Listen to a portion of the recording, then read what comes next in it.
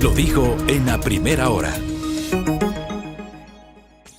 Efectivamente, rumbo a las urnas 2023, el 5 de febrero próximo, los ecuatorianos elegiremos autoridades seccionales, renovaremos alcaldes y alcaldesas cantonales, así como también los cuerpos edilicios, ¿no? Concejales y concejalas urbanos y rurales, prefectos, prefectas, viceprefectos, viceprefectas. A nivel de 23 de las 24 provincias del país, Galápagos no elige prefecto, tiene una estructura diferente. También miembros de las juntas parroquiales rurales.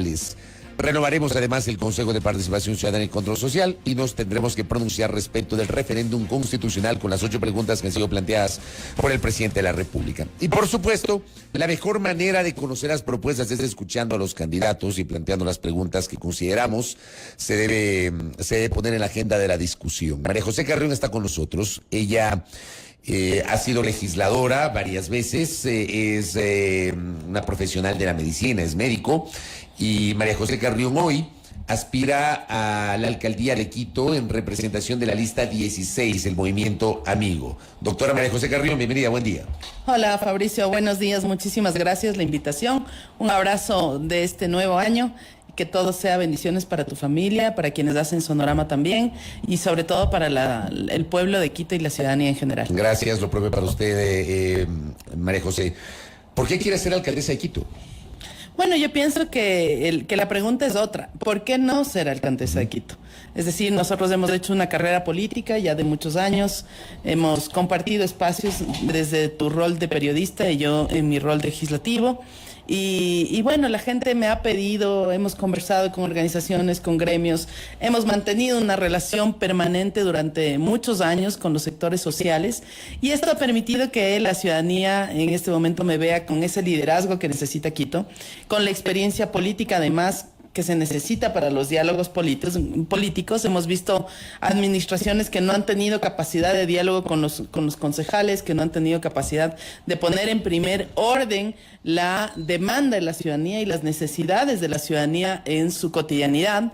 Y las discusiones políticas, un poco como lo que vemos ahora entre el legislativo y el ejecutivo, han primado y no las necesidades del pueblo. Entonces hay que tener un liderazgo lo suficientemente fuerte, que lo hemos demostrado durante todo este tiempo, y la gente ha visto como una buena opción. Usted habla de liderazgo. ¿Quito tiene una crisis de liderazgo? Por supuesto. No desde hace 4 años. ¿Desde cuándo?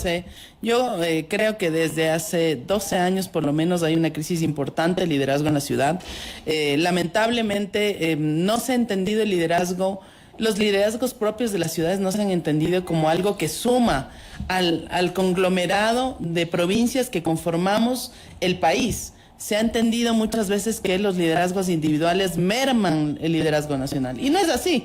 Un liderazgo real lo que hace es potencializar los demás liderazgos para que efectivamente las ciudades, las parroquias, las provincias puedan eficientemente resolver sus problemas. ¿Y cuál es el principal problema que usted identifica enfrente a Quito y por ende es tal vez el punto central de su plan de trabajo?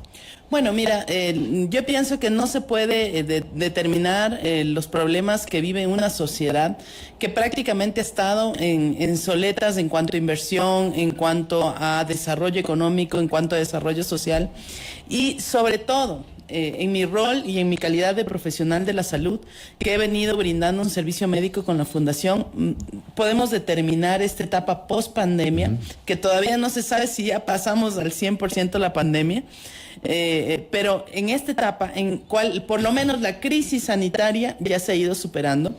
En la historia de la humanidad, Fabricio, usted es un hombre inteligente que estudia. Usted sabe que las etapas pospandemia, igual que las posguerra, generan una crisis social, económica, psicológica, familiar, muy compleja. Esto no es algo que no nos vaya a pasar, nos está pasando ya.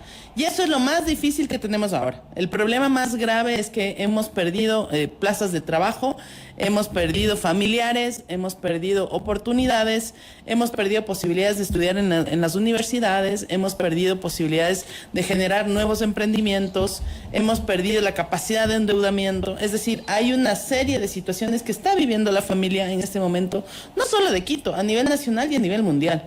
Pero en nuestra misión intención ahora es proponer una transformación profunda de la ciudad a través del establecimiento de 4 polos de desarrollo económico. Hacer lo que no se está haciendo y es reconocer que Quito es la ciudad más grande del país, que 2.800.000 personas viven en Quito y que la centralidad de hace 40 años no puede seguir vigente. Es decir, su derrotero entonces es la economía de la ciudad. Ese es el eje de su plan de trabajo. La economía y el desarrollo de la ciudad. Usted me habla de 4 ejes. ¿Cuáles son? No, son 4 polos de desarrollo. 4 polos de desarrollo. Ese es el sur de Quito, el norte de Quito, Valle de los Chillos y Valle de Tumbaco. Generar nuevas centralidades y más que generarlas, reconocerlas como ejes propios de desarrollo. ¿Qué significan nuevas centralidades para que entienda de mejor manera nuestra audiencia? La ciudad se creó en un Quito cuyo centro histórico era el centro político de Quito.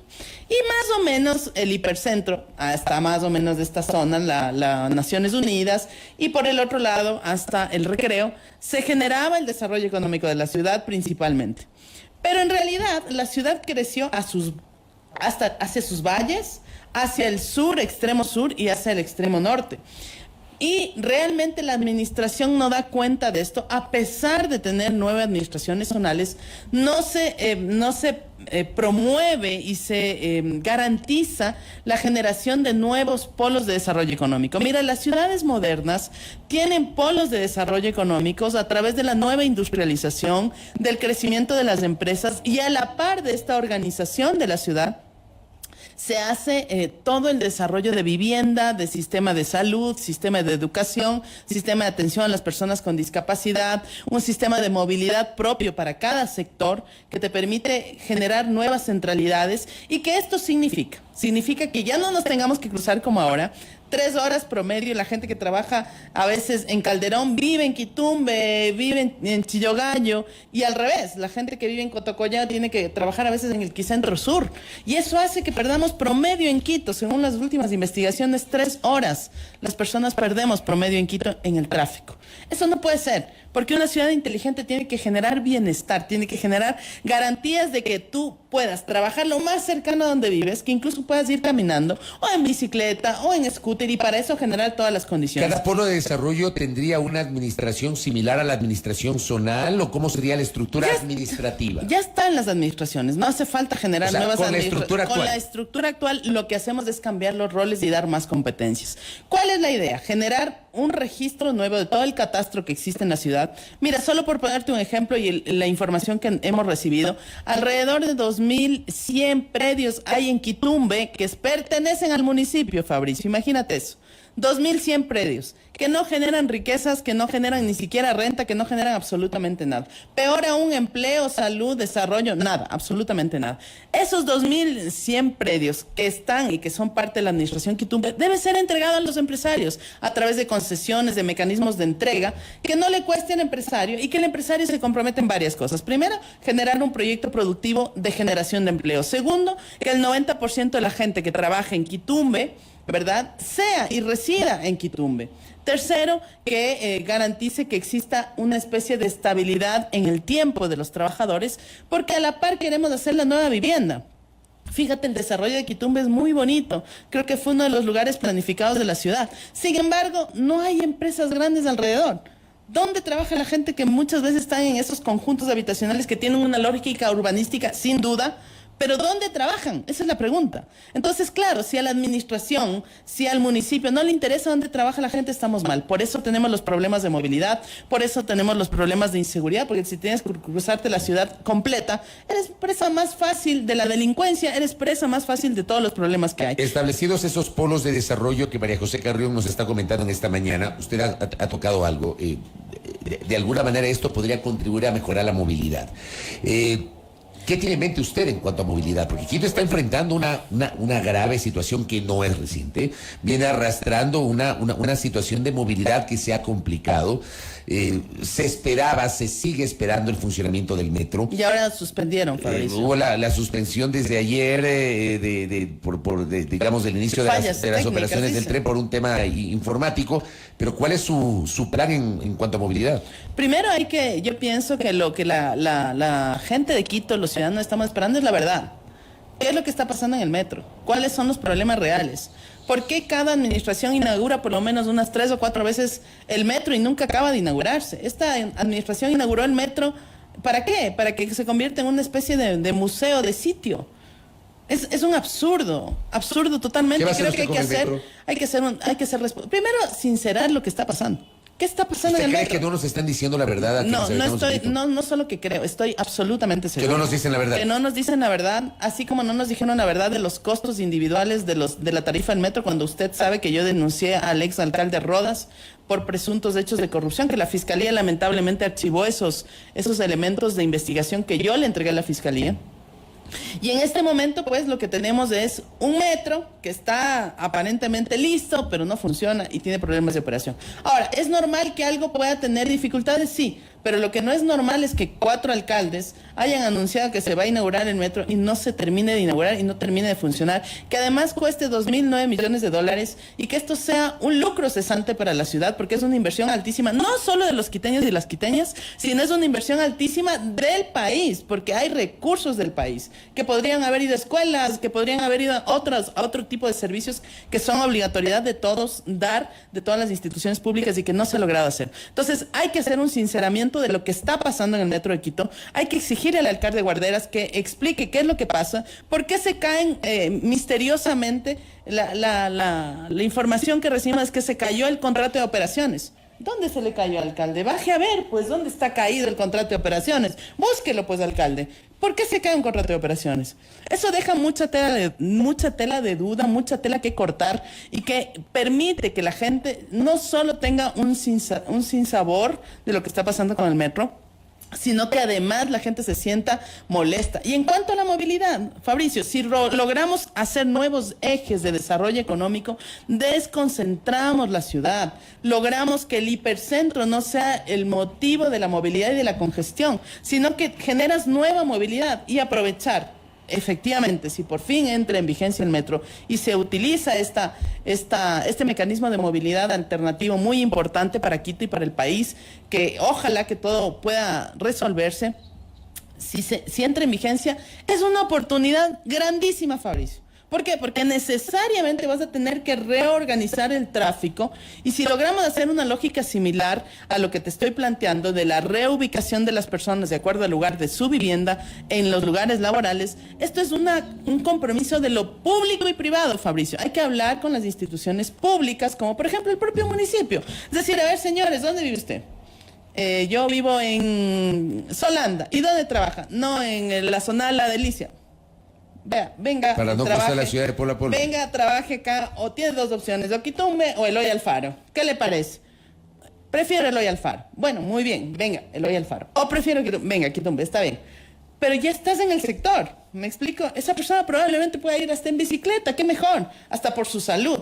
Pero si logramos hacer eso en el municipio, que tiene alrededor de 22.000 o 23.000 funcionarios, que todavía están en esos detalles de cuántos mismos funcionarios tiene, esos funcionarios, si reorganizamos solo eso. Segundo tema fundamental, volver al teletrabajo, Fabricio. Hay muchas personas de las instituciones públicas que pueden hacer teletrabajo. Nosotros tenemos que hacer como municipio, dar estímulos a los empresarios o a las instituciones públicas para que motiven el teletrabajo. ¿Usted aplicaría el teletrabajo? Por supuesto. ¿Haría una distribución de trabajo presencial y teletrabajo? Encantada. Además, mixta, que es lo que ahora, según investigaciones del propio Ministerio de Trabajo, es lo que más opta la gente. Por ejemplo, 3 días en su casa, 2 días presencial. ¿Y qué va a hacer con el aparato burocrático del municipio de Quito? Yo le pregunto, usted acaba de decir, bueno, aparentemente hay 21.000, 22.000, 23.000 servidores municipales. No sé si eso es mucho, es poco, es el número adecuado. No sé si hay una valoración sobre eso, pero ¿qué va a hacer con el aparato burocrático? Primero, yo pienso que hay que cumplir los derechos de los trabajadores. Es decir, hay mucha gente, Fabricio, de hecho ayer hablé con un dirigente de las personas que quieren ir hacia la venta de renuncias. Es un derecho que tienen los trabajadores. Hay que dar paso. ¿Por qué vas a tener una persona trabajando que voluntariamente te está pidiendo que quiere renunciar? Bueno, renuncie, vaya a su casa o vaya a trabajar o con el recurso que se merece por haber trabajado 25, 26, 27, 28 años.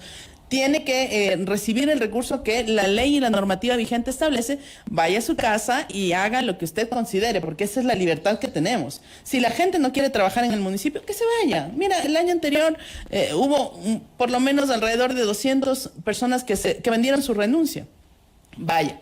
Segundo, las jubilaciones, Fabricio. Hay muchas personas que quieren jubilarse y tampoco se da paso.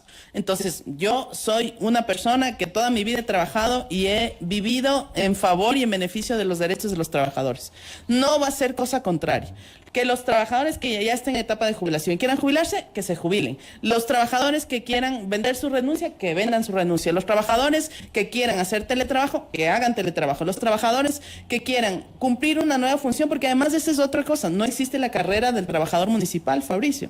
No existe. Entonces la persona entra ganando un sueldo y sale ganando el mismo sueldo. ¿Usted no piensa reducir el aparato burocrático? Mira, ya está, con las acciones que te estoy diciendo, se va reduciendo el aparato burocrático y hay que ver si es que las funciones que hacían las personas que quieren salir de la institución son necesarias o pueden ser reasignadas a otro personal. ¿Podría haber despidos o no? No, yo no soy partidaria de los despidos, menos aún en una etapa pospandemia donde la gente necesita su trabajo, sino más bien una reubicación por las lógicas de los 4 polos de desarrollo. Ubiquémonos más cerca de donde hacemos una reclasificación y hacer por fin la carrera del trabajador municipal. Ese es un compromiso que yo tengo.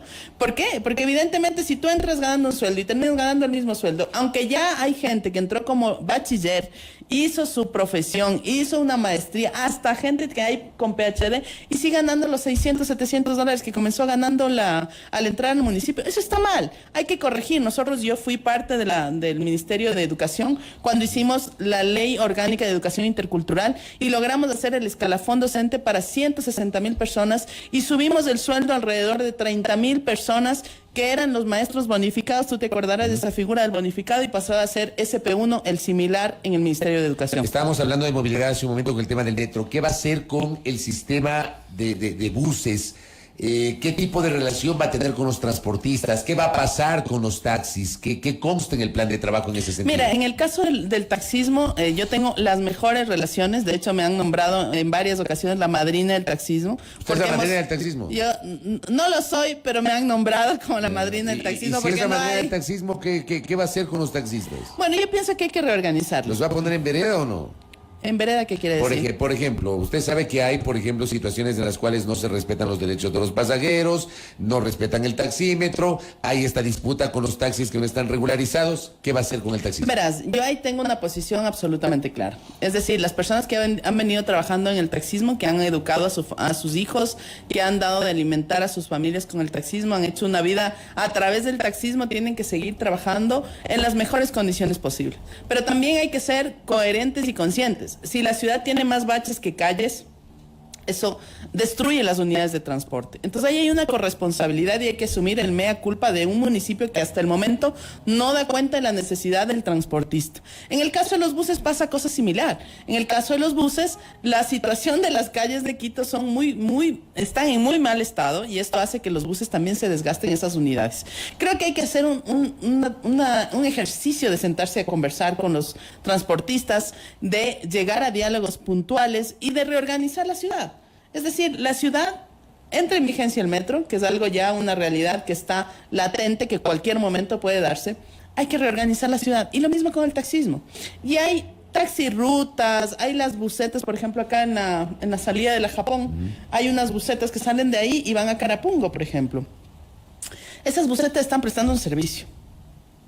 ¿Por qué no se hace un reconocimiento a este servicio? Están prestando un servicio a una ciudadanía que opta por ese servicio. O sea, usted habla de regularizar ese servicio. Hay que ir a un proceso de regularización. Esas busetas no están regularizadas. No están regularizadas, ni los taxi ruta. No sé si usted conoce la modalidad del taxi ruta.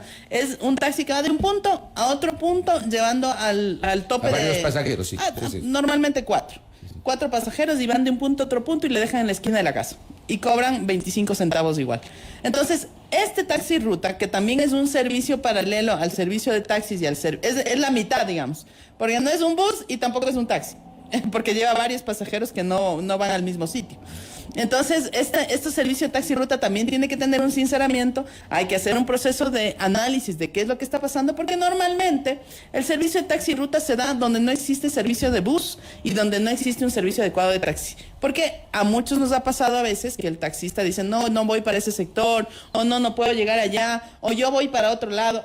también ha pasado. Y también el tema de las aplicaciones móviles. Tienen que entrar en un proceso de regularización para que las personas puedan tener sus beneficios, los trabajadores, porque ahorita todos los recursos se van fuera del país, la gran mayoría. Y esto hace que el trabajador, el chofer que está usando su carro, ponga su unidad, sea el chofer y gane mucho menos, hay que tributar. Y en este caso, el tributo tiene que pagar las grandes empresas como Uber, Cabify, etcétera, al municipio para que eso se vuelva a reinvertir en la ciudad. El problema es que si usted regulariza las plataformas, el servicio que se lo hace a través de plataformas digitales, seguramente van a saltar las cooperativas de taxis, que se oponen largamente a eso. No, al contrario. En la última reforma de la ley establece, y eso pusimos todos, los asambleístas de ese momento, es que las plataformas tienen que entrar a través de las cooperativas ya regularizadas.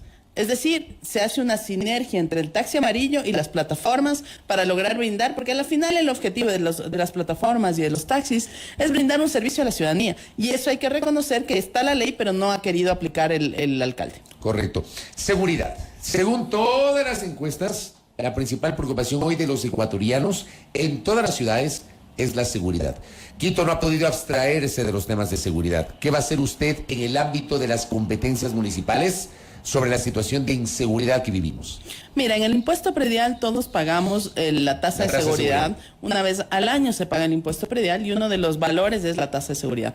Alrededor de 9 millones de dólares es lo que recibe el municipio a través de este impuesto para la seguridad.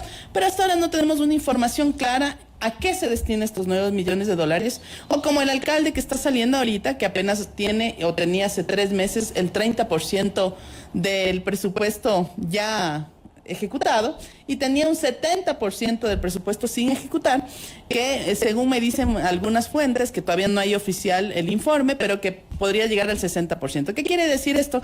Que tú tienes un 40% del presupuesto que no ha sido ejecutado por este municipio, que evidentemente muestra que ha faltado gestión, que ese 40% puedes designar no solo en el tema de seguridad, en la tasa de seguridad que está actual, sino puedes hacer una designación directa a través de una resolución de consejo del presupuesto para seguridad. ¿Y qué hacer? Mira, fácil. Primero, poner en funcionamiento todas las cámaras. Hay muchas cámaras que pertenecen al ECU 911 que no funcionan. Yo estuve en varios barrios y me dicen, miren la cámara, sí le parece bonita, sí está muy interesante, grande, todo, sí, pero no funciona. Entonces no funcionan las cámaras en muchos barrios, no nos sirve de nada, no hay un sistema interconectado. Nuestros 4 polos de desarrollo tienen que tener en las casas Somos centros de monitoreo. Cambiar el rol que tienen en este momento los agentes metropolitanos de control y dedicarles exclusivamente a los temas de seguridad a través de procesos de capacitación permanente para que ellos sean ejes fundamentales de la seguridad y del trabajo comunitario. Para nosotros es muy importante los agentes municipales de control y cambiarles absolutamente el rol para que sean comunitarios, para que la gente pueda trabajar con ellos, activar todo lo que son los comités de seguridad, los chats comunitarios, el enlace directo con la policía que tiene la competencia directa, dotar y mejorar los UPCs, ayudar a la compra de todo lo que sea necesario, desde carros hasta gasolina, nos dicen que a veces no tienen, bueno, todo lo que sea necesario, asignar una partida para colaborar con la Policía Nacional. Y lo otro que es muy importante es garantizar la participación de la ciudadanía. Si tenemos este parque que tú tienes acá, que es hermoso, que es un corazón, un pulmón de Quito, que es el Parque La Carolina, en este momento no tiene iluminación. Me imagino 5 de la tarde aquí, 6 de la tarde, muy difícilmente yo he visto a la gente trotando en los bordes, no cruza el Parque La Carolina. ¿Por qué? Porque fácilmente te pueden robar.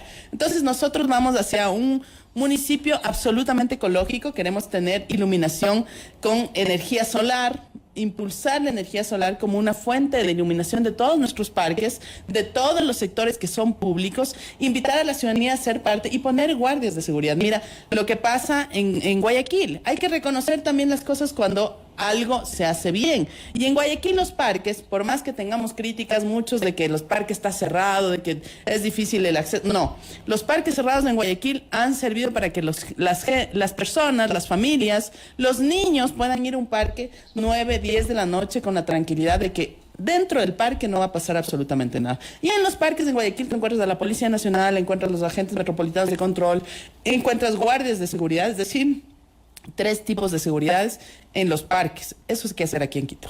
María José Carrión, ¿Va a regularizar barrios en su gestión? Totalmente. ¿Cuántos barrios? Mira, te voy a contar, Fabricio, lo que viví en Cotacollao. Fuimos a visitar con el compañero Sánchez, Sebastián, que es nuestro candidato a la Junta, y con Stalin Basantes, que es nuestro candidato a la concejalía rural. Fui a visitar un barrio y la señora me dice, mire María José, aquí, este es nuestro barrio. Y bueno, el polvo, tú sabes, en Pomaski el polvo era full. Y yo le digo, ¿y qué pasa? Pero no le han hecho las obras. Me dice, no, dice, es que lo que pasa es que me dicen que el barrio es irregular. Le digo, ya, ¿y usted paga el impuesto predial? Me dice, claro, María José, yo pago el impuesto predial.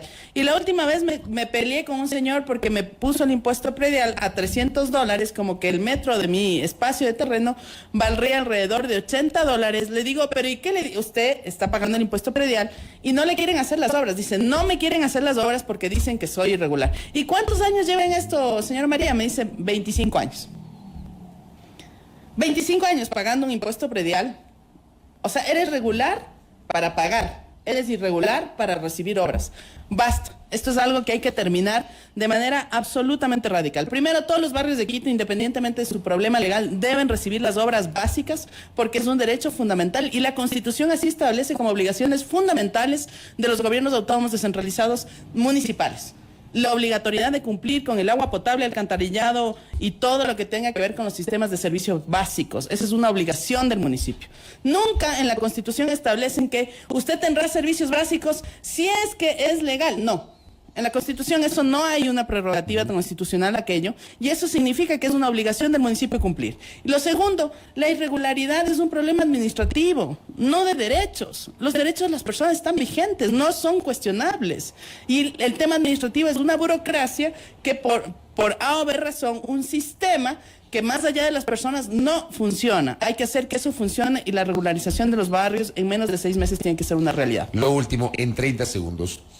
Usted era de Alianza País, usted era de la línea de Revolución Ciudadana, luego se quedó en Alianza País tras la implosión interna y ahora es candidata por Amigo. Le van a cuestionar su consistencia ideológica. ¿Qué le responde a sus críticos desde ese punto? En 30 segundos, María José Carrión. Primero, yo no fui nunca de Revolución Ciudadana, yo fui de Alianza País, que esa era la organización política, que en un inicio fue Movimiento País, tú recordarás que tuvo una evolución. Yo fui fundadora y todas las personas que en este momento pueden ser críticas tienen su derecho. Yo respeto a las personas, a su criticidad y a su criterio político, pero obviamente lo que no voy a estar de acuerdo es que mucha gente cuestione una posición política cuando yo fundé una organización donde los actores principales que están ahora para estas elecciones seccionales, por ejemplo, no pertenecieron a esa fundación, no estuvieron cuando muchos líderes tenían menos del 3% de conocimiento. Yo sí estuve.